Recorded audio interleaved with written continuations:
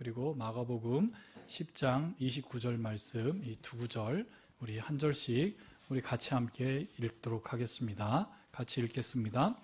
너희는 아침에 너희 지파대로 가까이 나오라. 여호와께 뽑히는 그 지파는 그 족속대로 가까이 나올 것이요 여호와께 뽑히는 족속은 그 가족대로 가까이 나올 것이요 여호와께 뽑히는 그 가족은 그 남자들이 가까이 나올 곳이며.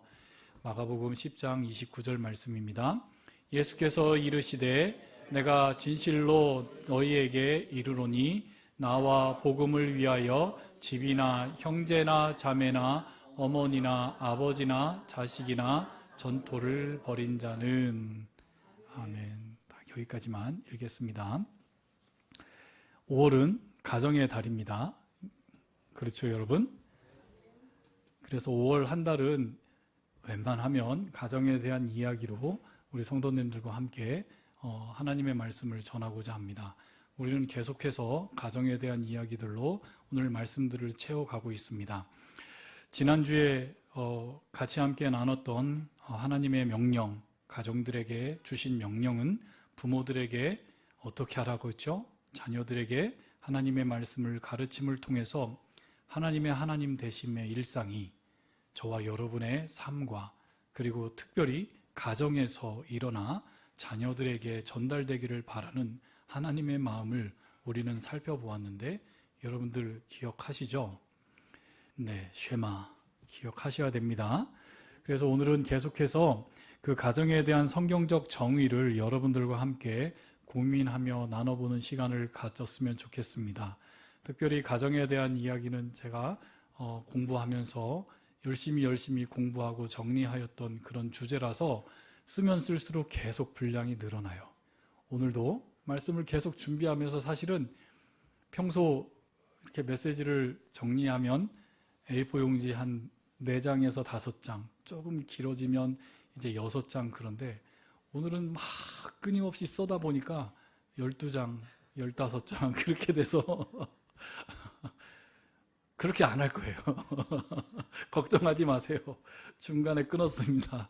그러니 이것으로 끝났다 생각하지 마시고 다음 주에 계속 성경적 가정의 이해에 대한 이야기로 같이 함께 나누기를 소원합니다. 집사님 한번 We are more than a church, we are family라고 하는 그 문장을 한번 띄워줘 보실래요? 요즘 참 많은 교회들이 가정에 대한 중요성을 굉장히 강조합니다. 특별히 미국에 있는 교회들은 패밀리 미니스트리라고 해서 가정사역을 제하고는 교회의 사역을 이야기할 수 없을 정도로 많은 미국 교회들은 가정에 대한 이야기들을 많이 하고 가정에서 특별히 부모들을 불러일으켜 부모들로 하여금 자녀들에게 믿음의 전수를 할 수 있도록 부모들을 특별히 불러일으켜서 그걸 영어로는 equipping이라고 해요. 부모님들을 특별히 이렇게 막 준비시켜서 부모들로 하여금 자녀들에게 복음을 전할 수 있는 그런 기회를 많이 제공하려고 하는 그런 사역들이 많이 있습니다. 그래서 많은 교회들이 교회의 비전을 이렇게 내세우는데 이렇게 이야기를 해요. We are more than a church. We are family. 번역해주면은요, 우리는 교회 이상입니다. 우리는 가정입니다. 교회를 그렇게 소개하며 그것이 교회의 비전인 교회들이 점차 많아지고 있어요. 우리 교회는 어떻습니까? 사랑하는 성도 여러분, 우리는 가정입니까? 아닙니까? 그러면 우리는 그 가정을 어떻게 정의하고 있습니까? 나에게 있어서 가정은 누구까지 가정이에요? 내가 가정으로 생각하고 있는 그 가정의 정의는 어느 선까지 가정으로 정하고 이 사람은 나의 가정이야 라고 생각하고 있나요?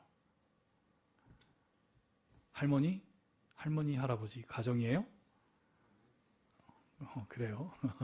아버지, 어머니 가정이에요? 그러면 자녀들 가정이에요? 그러면 이제 내 형제들 가정이에요? 그러면 이제 아버지의 형제인 삼촌들 가족이에요? 그 삼촌들의 자녀들, 사촌들, 가족으로 생각이 들어져요? 그러면 이제 외가 쪽으로 가서 이모, 외삼촌 가족이에요? 이종 사촌들 가족이에요? 자, 그럼 이제 거기서 조금 더 갑시다. 오촌 당숙 누군지 아는 사람.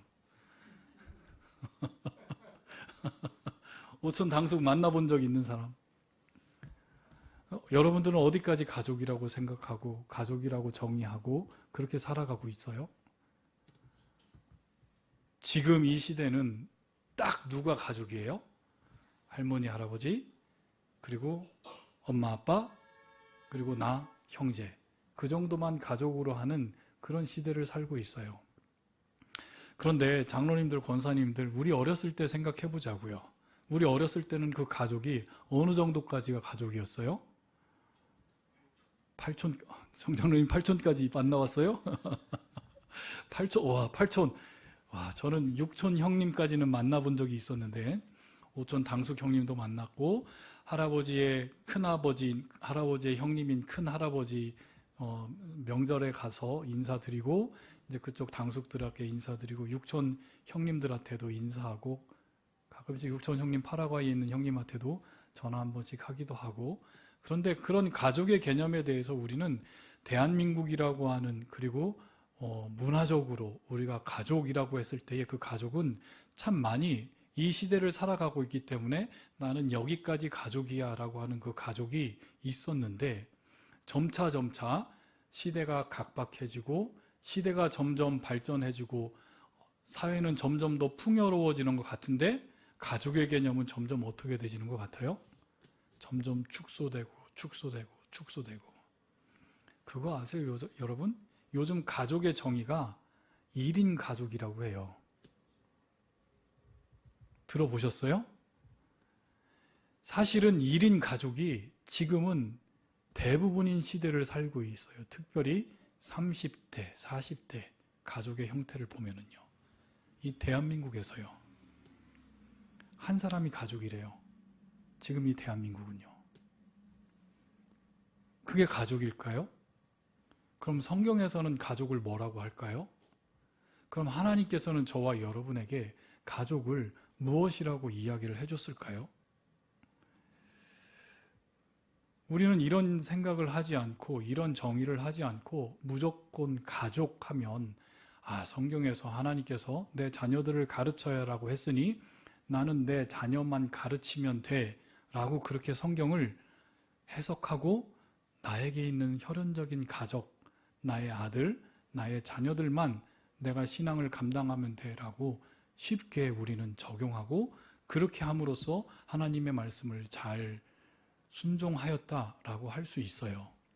그런데 오늘 제가 여러분에게 계속해서 질문을 던지고자 하는 그 질문은 성경에서 이야기하는 가정은 어느 수준까지 우리들에게 가족이라고 하였을까라고 하는 그 질문과 함께 그렇다면 지금 이 시대를 살아가고 있는 나에게는 어느 누구를 가족으로 생각하고 그 가족을 위해서 나는 희생하며 그 가족을 마음에 담고 한 마음 한 뜻으로 그들과 함께 가족을 이루어 나갈 수 있을까라고 하는 그런 질문들을 같이 함께 끊임없이 던져보고 스스로 한번 해석해 나갈 수 있는 이 시간이 되었으면 좋겠습니다.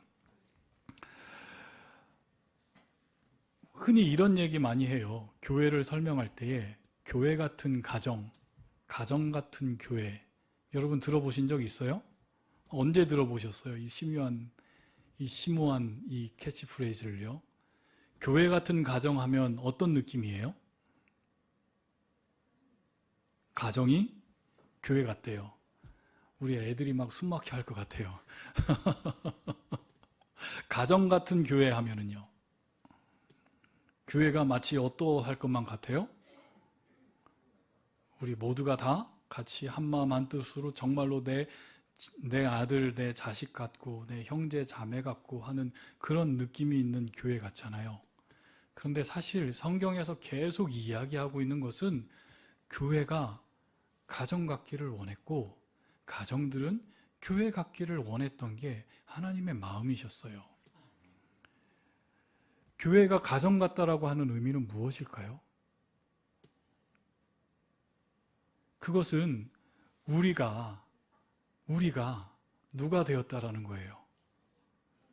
형제고 자매가 되었다라는 것이에요. 그 이야기는 궁극적으로 누가 말씀하셨어요? 예수님께서 하셨잖아요. 그 나중에 이제 다룰 거예요. 우리가 아버지가 누구예요? 하나님 한 분이시잖아요. 그 하나님 아버지 한 분이시기에 우리는 모두 형제 자매가 되는 거예요. 그래서 우리 막둥이가 저한테 항상 그래요. 아빠랑 나는 하늘나라 가면 같이 형제 자매인데 무슨 나한테 그렇게 하시냐고. 여러분들 그 정도는 생각할 수 있어야 돼요. 성경을 읽으면서. 그 정도는 할 수 있어야 돼요. 그 정도는 질문할 수 있어야 돼요. 그 얘기는 궁극적으로 가정에 대한 진실한 생각을 하고 있다라는 것이에요. 우리 하늘나라 가면 하나님 만나면 우리 모두 다 그곳에서는 다 계급장 뛸 거예요. 목사 없어요. 장로 없어요. 우리 다 아멘. 우리 다 형제 자매로 만날 거예요. 가장 아름다운 모습으로 우리가 기억되어지는 가장 영광스러운 모습으로 우리는 다 같이 만날 거예요. 그곳에서 돌아가신 할아버지, 할머니 만날 수 있어요. 끊임없이 우리를 위해서 기도하시는 나의 가장 사랑하는 어머니, 아버지 만날 수 있다고요. 그런데 성경에서 가정이라 하는 그 개념은 사실 우리가 이해하고 우리가 정의하는 그 가정과는 사뭇 다른 가정의 형태를 이야기하고 있어요. 오늘 같이 함께 읽은 본문 여호수아 7장은 바로 아이성에서 패배한 이유가 아간이 여리고성에서 도적질에서 일어난 것을 밝혀내기 위한 제비뽑기 장면에서 아간의 가족을, 아간을 밝혀내는 장면이에요.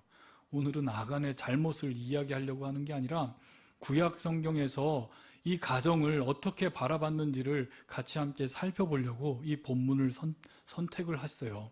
집사님 한번 7장 14절 말씀 한번 보여주실래요? 여기에서 보면 히브리어만 있네. 잘렸네. 너희는 아침에 너희의 지파라고 하는 히브리어 써있죠. 그게 쉐베트라고 하는 말이에요. 그 쉐베트, 지파대로 나와라. 그렇게 했어요.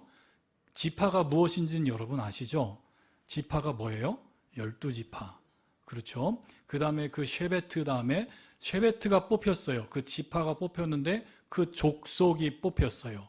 그 족속이란 말이 미시타파하라고 하는 단어인데 이 단어는 우리 새벽기도 묵상하시는 분들은 알아들을 수 있어요. 저 바로 가문이라고 하는 뜻인데 어느 가문을 우리가 배웠죠? 고핫 가문, 그리고 게르손 가문, 그리고 무라리 가문. 다들 눈 반짝반짝 하시는 분들은 성경 말씀 열심히 읽는 분들입니다. 바로 레위 지파에 각각에 속해 있는 가문들이 있어요. 그리고 성경에서는 그 가문들이 성막을 봉사하며 성막을 지키는 자들이 남자들만 장정 30세에서 50세까지 8,500명이 되었음을 성경은 기록하고 있다고 우리 지난주에 말씀 묵상을 통해서 같이 함께 살펴봤어요. 그러니까 여러 가족들이 모여있는 아주 출중한 가문들, 우리나라로 따지면 어느 한 문중 정도 되겠네요. 어느 문중, 이씨, 전주 이씨 문중, 그런 것들을 이야기할 수 있겠어요. 바로 그 미시타파라고 하는 것, 그것이 이제 족속이라고 설명이 돼 있고, 그 족속 다음에 그 족속에 속해 있는 자들을 뭐라고 했어요? 가족이라고 성경을 번역했잖아요. 그것을 바이트, 베이트 이렇게 이야기를 할 수 있는데, 바로 그 바이트이라고 하는 것이 지금 우리가 이야기하고 있는 가족이라고 해요. 그런데 여기서 나온 지파, 쉐베트와 족속, 가문이라고 펼쳐지는 미스타하, 그리고 가족, 족속으로 펼쳐져 있는 바잇, 이 세 가지는 이스라엘 사람들에게는 그게 다 가족이었어요.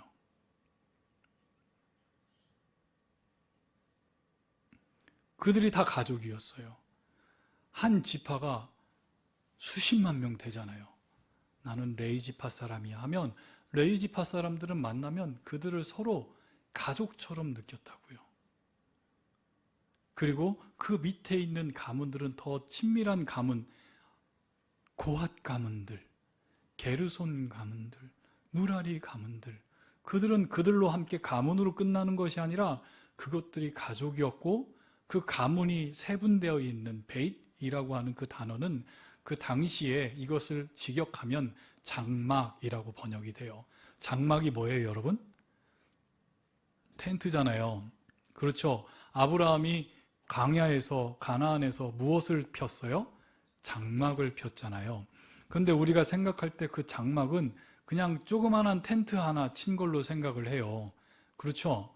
그런데 그렇지 않아요. 이들 그 베두인 민족이나 지금도 유목생활하는 자들의 그 장막에 있는 그 장막을 이 베이시라고 하는 것을 보면 조그만한 장막이 아니에요. 그 안에 최소한 100명에서 120명이 살 수 있는 텐트들이 하나씩 하나씩 이어져서 아무리 거센 모래바람이 불어도 날아가지 않게 막아놓은 것이 바로 그 장막이에요. 군대 생활하신 분들은 잘 아시죠? 24인용 텐트 쳐보셨어요? 안 쳐보셨어요? 쳐봤잖아요. 24인용 텐트 치면 얼마나 하루 종일 쳐야 돼요. 한나절. 그런데 24인용 텐트가 한 5동, 6동이 있는 그 장막을 한번 생각해 보시라고요. 얼마나 크겠어요. 그렇죠. 그래서 그 안에 그 장막이라고 하는 데는 아브라함의 그 장막 안에는 다윗의 장막 안에는 보통 3, 4대가 같이 모여서 살았고요. 가장 큰 할아버지가 있었고 그 할아버지의 형제들과 그 할아버지의 자손들 그리고 그 자손들의 자손들 모두 최소한 100명이 넘는 사람들이 그 장막에서 머무르고 있었는데 그들이 바로 무엇이었다? 가족이었다. 그들이 가족이었어요. 성경에서 이야기하는 가족은 그들을 가족이라고 했어요. 심지어는 혈연으로 연결되어 있는 사람들뿐만이 아니라 그들을 섬기는 종들과 그리고 나갔다 내려갔다 하는 객들이 있어요.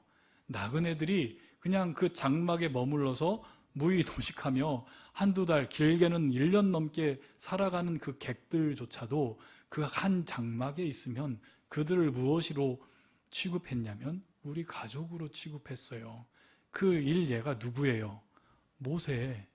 모세가 이드로의 장막에서 살았을 때에 그가 결혼하기 전에 이드로의 집에서 받아들여 준 것은 그는 객으로 있었지만 손님으로 있었지만 그는 이드로의 가족이 된 상태를 성경에서는 말하고 있는 것이에요. 그러니까 성경에서 이야기하고 있는 가족은 최소한 3, 4대가 넘은 한 100명이 넘은 많게는 수백 명 가까이가 한 장막을 이루어서 살아가는 그들을 다 무엇이라고 했다고요? 가족이라고 했다고요. 그래서 구약 시대에는 교회가 있나요, 없나요? 교회가 없잖아요. 구약 시대에는 교회가 없어요. 왜요? 아직 예수님이 오시기 전이니까. 그런데 그 구약 시대에 교회의 역할을 할 수밖에 없었던 최소한의 단위가 어디였을까요? 가정이었죠. 왜요? 가정에서 무엇을 하라고 가르쳤으니까? 말씀을 가르치라고. 언제요?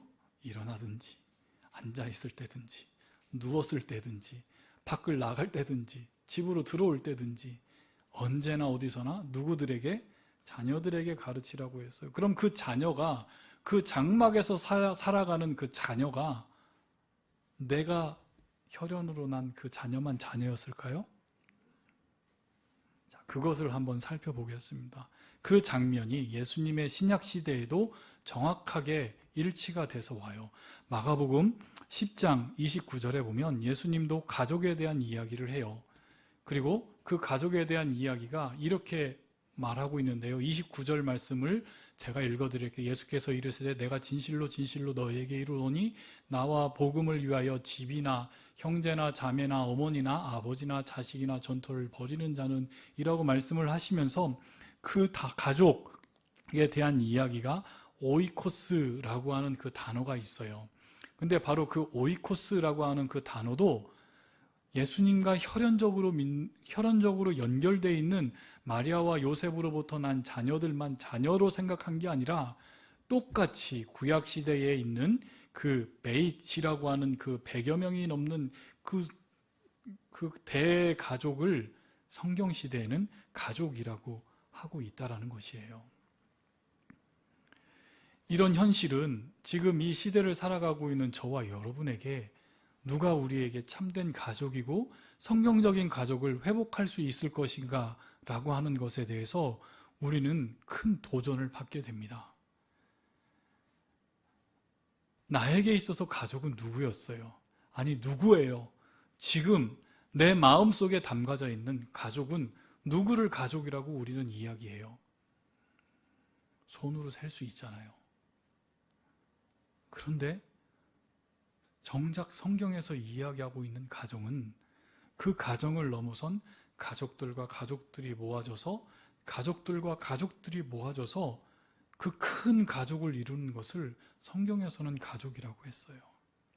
이렇듯 현대의 가족의 정의와 성경적인 가족의 정의는 큰 차이가 있어요. 그런데 우리는 너무 쉽게 그 차이를 인정하지 않고 그 차이를 인식하지 않고 가족이면 다 가족이라고 생각하고 성경에서 가족에게 명령하신 명령이니 그 명령을 지금 있는 우리 가족에게 그대로 적용하려고 해요. 그럼 그 적용이 맞을까요? 틀릴까요? 맞을 수도 있고 틀릴 수도 있어요. 중요한 건 그 간극을 우리는 해석의 영역이 있기 때문에 많은 작업을 거쳐서 지금 우리가 가지고 있는 이 가정에서 하나님께서 주신 그 원리 원칙을 뽑아서 우리 가정에 적용시켜야만 한다는 것이에요. 왜냐하면 하나님께서는 이 구약시대로부터 신약시대로 오는 이 가정을 통해서 신약 성경에 예수님께서는 무엇으로 발전시켰기 때문일까요? 교회로 발전시켰기 때문이에요. 이 시대의 가정에 지금 우리와 함께 살아가고 있는 이 가정과 성경시대의 가정에 가장 도드러진 차이점이 뭔 줄 아세요, 여러분? 그게 뭘까요? 그건 아버지의 권위예요. 성경시대의 아버지의 권위는 절대 권력이었어요. 어느 정도까지? 자녀들의 생사여탈권까지 아버지는 가지고 있었어요. 아버지는 자녀들의 목숨조차도 마음대로 할 수 있는 가장 큰 권위자였습니다. 어떻게 알 수 있어요? 아브라함이 그랬잖아요. 하나님이 네 아들 바쳐라 했을 때에 그냥 그 100세에 낳은 그 아들 목숨을 사정없이 제단으로 가지고 가 그 아들의 목에 칼을 내려치는 아버지의 권위가 지금 이 시대하고는 사뭇 달라요. 자녀들은 지금처럼 귀하게 여겨지는 자들이 아니었어요. 지금 우리는 아이들 보면 얼마나 소중하게 귀하게, 특별히 지금 이 시대에 우리 아이들 웃음소리 듣기 힘든 시대가 돼버렸잖아요. 점점 아이들 낳지 않고 가정은 점점 줄어들고 심지어는 결혼해도 아이를 낳지 않는 부부들이 너무너무 많아지는 이 시대를 살고 있어서 아기들 하면 너무 소중하게 귀하게 우리는 키우고 대하고 있잖아요. 그런데 이 시대는 그렇지 않았어요. 이 시대의 아이들은 단순히 노동력의 착취의 대상이었어요. 여러분 아시나요? 우리 장로님들, 권사님들 어렸을 때 생각해보면 다 그랬잖아요. 여러분들에게 어린이 권한이 어디 있었어요? 장로님, 권사님 밭을 매거나 논을 지거나 모내기 할 때 아이들 다 동원해가지고 아이들 다 일시키고 풀베게 하고 아이들은 어떤 대상이었어요? 그저 노동력 착취하는 대상이었잖아요. 장로님들 어렸을 때만 하더라도요. 뿐만 아니라 여전히 제3세계 국가에 가면 우리가 신고 다니는 신발이나 우리가 입고 다니는 옷이나 이 많은 것들을 제3세계 국가에서 만들어서 수출하고 있는데 그 국가에서 옷을 만들거나 신발을 만들거나 그걸 꿰매는 것 누가 하는지 아세요? 아이들이에요. 요즘 시대도. 아이들의 노동력 착취를 하며 하는 것이 아이들의 입장이라고요. 지금도요. 그런 큰 간극이 성경의 가정과 지금 우리의 가정 안에는 있다고요. 이런 대가족 형태를 발견할 수 있는 또 장면이 한 가지 더 있어요. 어떤 거냐면 예수님의 가출 사건이에요. 여러분 예수님 가출한 거 아세요? 여러분 가출한 적 있어요? 가출한 적 없으세요? 한 번쯤은 가출해야 되는데. 예수님 가출했어요. 그것도 3일 동안. 한번 살펴볼까요? 누가복음 2장 44절 말씀에서 보면 동행 중에 있을 줄 생각하고 하룻길을 간 후에 친족과 아는 자 중에서 찾되 만나지 못하며 찾으면서 예루살렘으로 돌아왔더니 사흘 후에 성전에서 만난즉 그가 선생들 중에 앉으사 그들에게 듣기도 하시고 묻기도 하시니라고 하는 성경 구절이 있어요. 잘 아시죠? 예수님께서 많이 이제 성장하여서 성년식 할 나이, 한 12살 정도 될 나이가 됐을 때에 성전에서 예수님께서는 끊임없이 성경 학자들과 율법사들과 함께 하나님의 말씀에 대해서 끊임없이 대화를 해도 그 대화가 끊이질 않는 거예요. 왜요? 예수님은 말씀 자체니까. 말씀에 대해서 모르고 말씀에 대해서 희미하게 알고 있는 그 나이 많은 종교학자들과 성경신학자들과 함께 대화를 나눌 때에 얼마나 신기한 말씀들이 나오고 그게 누구를 가르치는지 이야기했을 거예요. 그런데 그 유월절 율법이 지난 후에 예수님 가족들이 다 나사렛 저 북쪽으로 갔어요. 근데 거기에 누구가 없어요? 아들이 없어요. 그것도 12살 난 아들이, 중2병에 걸린 아들이. 아들이 안 보여요. 근데 저 북쪽으로 하룻길을 갔어요. 하룻길을 갈 정도로 가족이, 마리아와 요셉이 예수님의 같이 함께 있음을 몰랐다는 것이에요. 왜 몰랐을까요? 왜 몰랐을까요? 그것은 예수님이 속해 있었던 그 가족 안에 예수님은 공동으로 육아를 했기 때문이에요. 그래서 그 무리가, 그 온 가족 무리가 예루살렘 성전으로 유월절 명절을 지키기에 왔다가 유월절 명절을 지키고 난 후에 다시 우르르르 올라가는데 우르르 올라가는 그 행렬에 저 녀석이 있겠지 하며 올라간 거예요. 불과 며칠 동안, 하루 동안이요. 하루가 지나서 다음날 다시 더 출발하려고 봤는데 그곳에 누가 없어요? 아들이 없어요. 어떻게 그게 지금 이 시대에는 그게 가능한 일이에요? 아니잖아요. 근데 그 아들을 다시 찾기 위해서 3일 길을 다시 하루 내려와서 3일 만에 그 아들이 성전에 있는 것을 찾았다고요. 한번 생각해 보세요. 지금 가정의 정의로, 가정으로 우리가 이것을 이해할 수 있어요? 없잖아요. 지금의 가정으로 이해하면 마리아는 어떤 엄마가 돼요? 아이를 어떻게 해요? 방치해버려서 그 아이 뺏겨버려요. 우리나라는 좀 모르겠는데 미국에서 아이를 3일 동안 방치하잖아요? 아이 뺏겨버려요. 미국에서 제가 우리 아들 훈육할 때에 아주 조심해서 훈육했어요. 아이 막 때리고 하는 거 이웃 사람이 신고하잖아요? 그러면 아들 뺏어가요, 나라가. 방치해버린 거예요. 그런데 성경은 그걸 그대로 보여주잖아요. 그런 세상, 그런 엄마 아빠가 어디 있어요? 지금 이 시대에. 큰일 나려고요. 그런데 성경에서 말하는 이 가정의 정의와 지금 이 시대에 우리가 이해하고 있는 가정의 이런 감격이 있는데 과연 성경에서 부모들에게 말씀하신 그 말씀을 그대로 적용하며 지키려 한다면 조금 더 세심하게 우리가 가정에 대한 이해가 필요하지 않을까요? 이렇게 포갑적인 부모와 자녀의 관계를 가지고 있었던 그 시대에 사도 바울은 아주 파격적인 명령을 가정들에게 해요. 어떻게 해요? 에베소서 6장 4절 말씀입니다.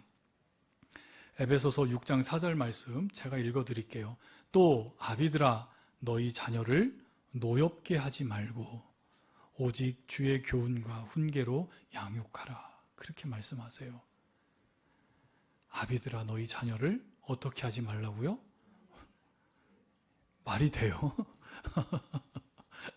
내가 내 아들 예준이한테 노엽게 하지 말라고 성경은 말씀하세요. 뭔가 좀 바뀌지 않아요? 누가 누구를 노엽게 해요? 아들이 아빠에게 노엽게 하잖아요.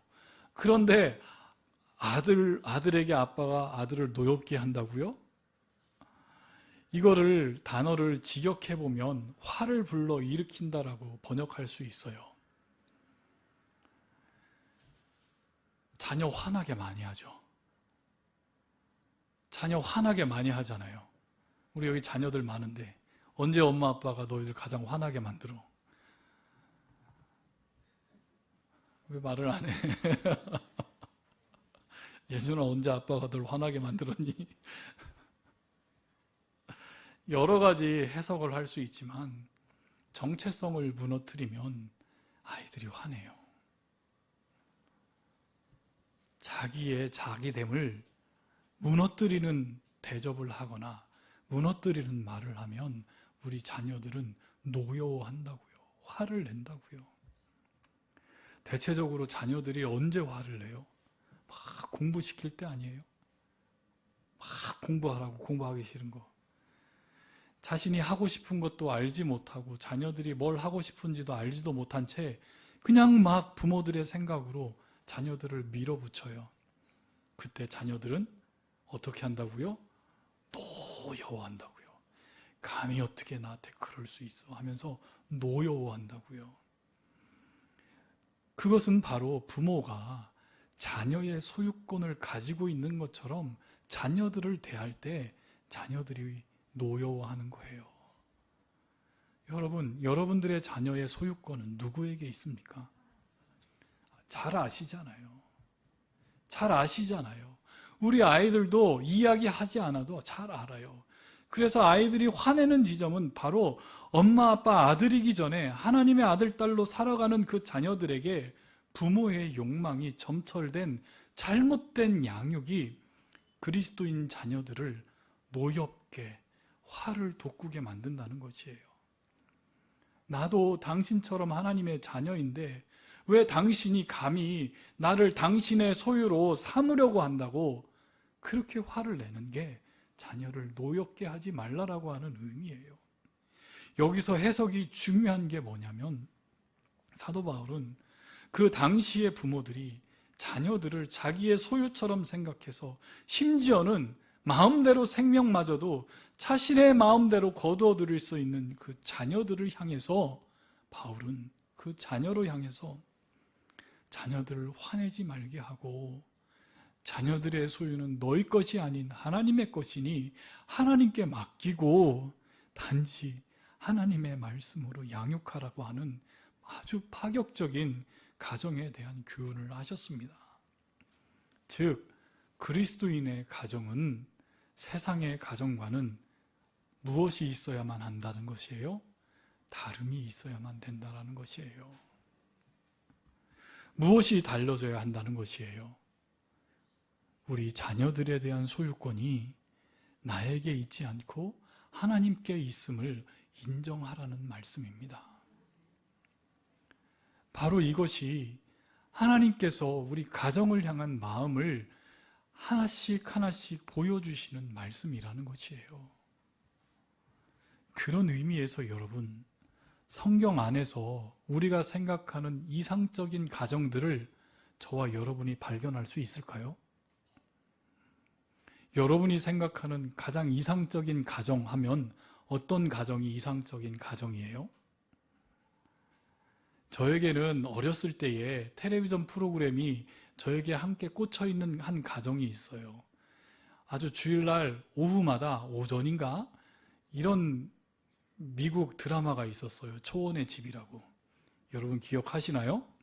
아주 멋지게 생긴 미국의 그 농부 아빠와 아주 온화하게 생긴 시골집의 엄마가 아주 그 초원의 2층 집을 오두막을 짓고 그곳에서 아침마다 기도하고 밥 먹고 또 사랑이 넘치는 그런 가정, 그런 가정을 아주 이상적인 가정처럼 생각했던 것 같아요. 그런데 실상은 내가 겪었던, 그리고 내가 또 겪고 있는 가정은 그런 이상적인 가정을 이루지 못하는 게 또 사실 현실인 것 같아요. 그런데 성경에서 이상적인 가정을 한번 여러분들 찾아볼 수 있을까요? 정말로 모범적인 가정을 찾아볼 수 있을까요? 사실은 이게 제가 첫 번째 학기에 소논문 제목이었어요. 성경에서 이상적인 가족은 무엇인가가. 그래서 성경에 있는 수많은 가정들을 한번 찾아봤어요. 딱 여기까지만 하고 마쳐야 될 것 같네. 자, 여러분, 이 가정이 누구의 가정인지 한번 생각해 보세요. 나는 엄마의 편애를 받고 살았고, 내 형은 아버지의 편애를 받고 살았습니다. 나는 엄마와 함께 아버지를 속였고, 형의 상속을 가로챘습니다. 그러자 형은 나를 죽이려고 했고, 그것을 맹세하여서 나는 너무 두렵고 떨렸습니다.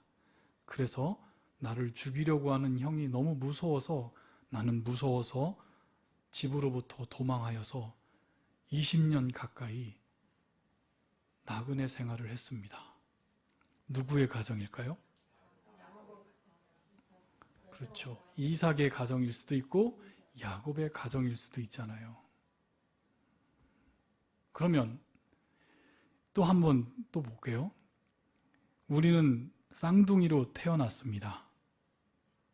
그런데 사실 우리 엄마는 우리 아빠 말고 더 2명의 남자들과 결혼을 했는데 모두 다 사별하였습니다.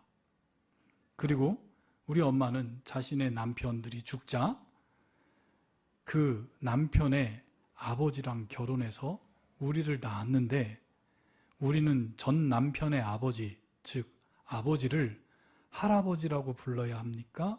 아버지라고 불러야 합니까? 이런 가정이 있어요. 누구의 가정일까요? 유다의 가정이에요.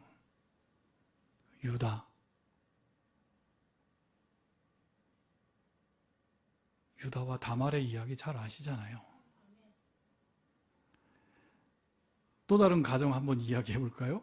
나는 형과 누나가 있어요. 그런데 내가 어렸을 때 내 어머니는 나를 버렸어요. 비록 어찌어찌해서 나는 어머니에 의해서 다시 길러지게 됐지만 나는 어머니를 어머니라 부르지 못했고 아버지를 아버지라 하지 못하는 세월을 살았습니다. 홍길동 얘기 아니에요? 누구 이야기인 것 같아요? 예, 모세의 가족 이야기예요. 여러분, 구약 성경에 있는 수많은 가정들을 한번 생각해 보세요. 우리가 생각하고 있는 정상적인 가정, 우리가 정말로 이상적으로 여겨지는 가정 누구예요? 한 아버지와 한 어머니가 정말로 친밀한 관계를 가지고 사랑이 넘치고 그 아이들을 잘 건사해서 아이들을 좋은 대학 보내서 좋은 직장 보내고 또 그 아이들이 가정을 이룰 수 있도록 하고 뭐 그런 것들을 우리는 이상적인 가정이라고 생각하잖아요. 그런데 성경에 제시되어 있는 수많은 가정들을 보면 우리 시대의 가정으로 그들을 판단한다면 그들 가운데 제대로 된 가정 생활을 하고 있는 그 가정을 뽑을 수 있을까요? 없을까요? 없어요. 없어요. 시간이 좀 지났는데 한 가지만 더 하고 끝날게요. 신약 성경에 와서도 가정의 이야기 찾을 수 있어요. 그건 예수님에 대한 가정이에요. 예수님은 가정에 대해서 굉장히 부정적인 시각을 이렇게 보내주셨어요. 마가복음 10장 29절에서 30절 말씀 한번 읽어볼게요. 같이 한번 읽어보겠습니다. 예수께서 이르시되 내가 진실로 진실로 너희에게 이르노니 나와 복음을 위하여 집이나 형제나 자매나 어머니나 아버지나 자식이나 전토를 벌인 자는 현세에 있어 집과 형제와 자매와 어머니와 자식과 전토를 100배나 받되 박해를 겸하여 받고 내세의 영생을 받지 못할 자가 없느니라. 여기서 예수님이 가정을 향한 시각은 긍정적으로 보여요? 부정적으로 보여요? 부정적으로 보이죠. 뭐라고 하세요? 복음을 위하여 뭐라고 해요? 집이나 형제나 자매나 어머니나 아버지나 자식이나 전토를 뭐라고 해요? 버려버리래요. 제가 예전에 한번 어느 목사님, 제 스승님 목사님에 대한 이야기 한번 한 적이 있었잖아요. 우리 아이 주일날 예배 듣는 낫다고 저를 그렇게 고통스럽게 하며 너는 소명이 잘못됐다고 했었던 우리 전시대의 목사님들은 그렇게 살았어요. 한국교회의 전반적인 사역자들에 대한 요구사항과 사역자들에 대해서는 가정을 버리라고 가르쳤어요. 그리고 저희 부친 목사님도 가정에서는 빵점짜리 아빠였고,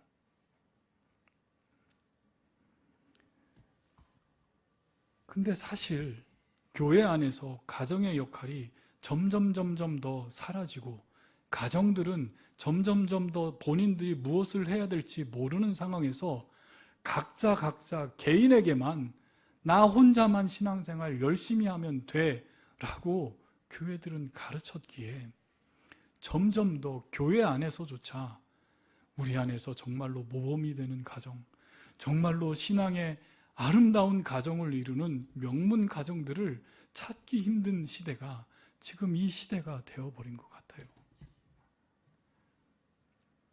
근데 여러분, 그렇지 않아요. 성경 어느 곳을 봐도 하나님께서는 이 가정을 통해서 하나님의 마음을 이루어 주시는 가장 첫 번째 단계로서의 가정을 하나님 나라 백성들에게 허락하셨다고요. 여러분, 교회의 시작이 어떻게 된지 아세요? 교회의 처음 시작은요, 이렇게 건물이 있지 않았어요. 서로 모르는 사람들 가운데 있지 않았어요. 어느 한 사람이 자신의 가정을 오픈해요.